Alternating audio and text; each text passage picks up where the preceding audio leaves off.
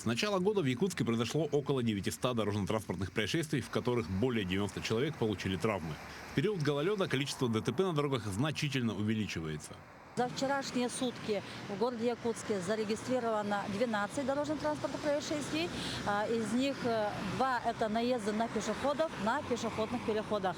Это Сергелявское шоссе и Якова Потапова, круговое движение, там нерегулируемый пешеходный переход, был совершен наезд на женщину, женщина получила множественные ушибы.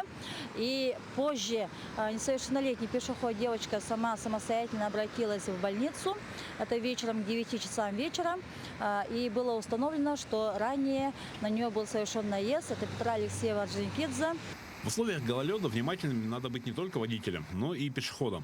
Соблюдение элементарных правил дорожного движения позволит не пополнить печальную статистику ГИБДД. И тут на помощь инспекторам приходят молодые люди из студенческого отряда правопорядка. Основной задачей нашего отряда является работа с пешеходами. То есть мы проводим акции, проводим беседы, пропаганду безопасности дорожного движения именно с пешеходами.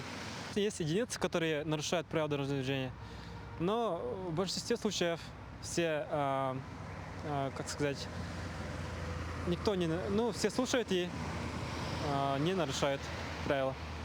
И водителям, и пешеходам следует помнить, что автомобиль является объектом повышенной опасности.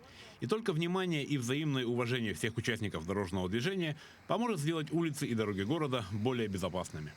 Александр Хавренко, Джилл Иннокентьев, Якутск.